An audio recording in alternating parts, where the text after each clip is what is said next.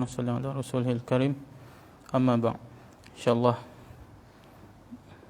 kita malam hari ini kita luangkan masa sikit untuk dengar beberapa buah hadis mengenai kelebihan Al-Quran, untuk kelebihan beberapa buah surah di dalam Al-Quran. Mudah-mudahan bermanfaat bagi kita insyaAllah. Bismillahirrahmanirrahim.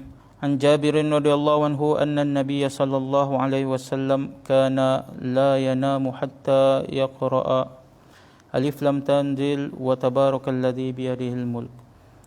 Sayyidina Jabir radhiyallahu anhu meriwayatkan bahawa sesungguhnya Rasulullah sallallahu alaihi wasallam tidak akan tidur selagi baginda tidak membaca surah As-Sajdah dan surah Tabarakalladzi.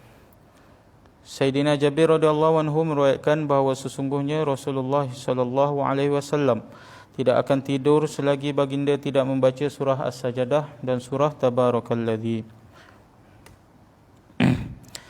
An Abi Hurairah radhiyallahu anhu anin Nabi sallallahu alaihi wasallam qala inna suratan min al-Qur'an 30 ayatan syafa'at li rajulin hatta ghufira lahu wa hiya suratu Tabarakalladzi biyadihi al-mulk.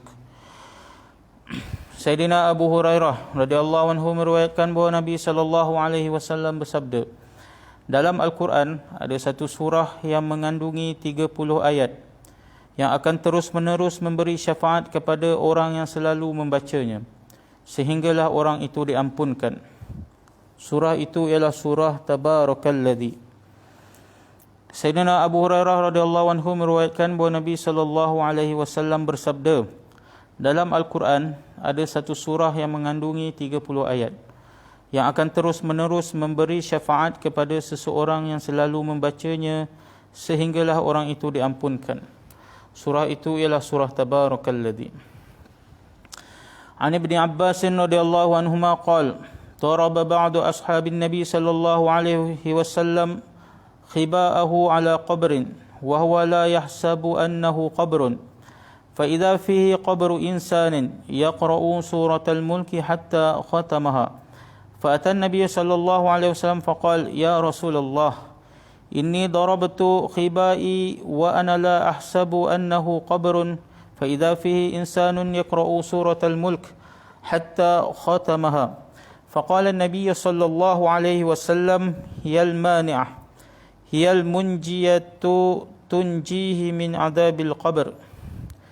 Sayyidina Abdullah bin Abbas radhiyallahu anhu meriwayatkan bahawa ada seorang sahabat yang telah memasang kemah di atas sebuah kubur sedangkan dia tidak menyangka bahawa di situ ada kubur. Tiba-tiba kedengaran suara seseorang membaca surah Tabarakalladzi hingga tamat.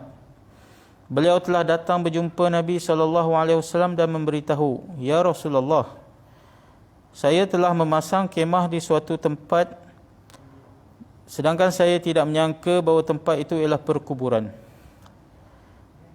Tiba-tiba saya mendengar seseorang membaca surah Tabarakalladzi sehingga tamat.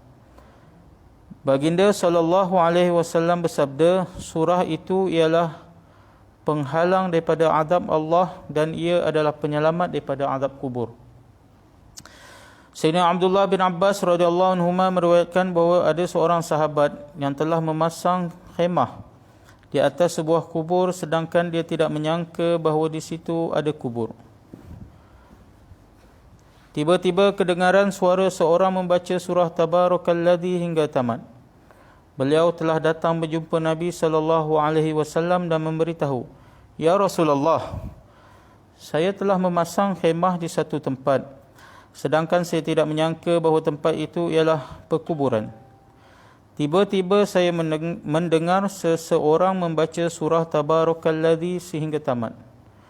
Baginda Rasulullah sallallahu alaihi wasallam bersabda, surah itu ialah penghalang daripada azab Allah dan ia adalah penyelamat daripada azab kubur. An Ibn Mas'ud radhiyallahu anhu yu'tar rajulu fi qabrihi fatu'ta rijlahu fataqulu rijlahu laysa lakum ala ma qibali sabilun kana yaqumu yaqra'u bi suratul mulk Summa yu'ta sekarang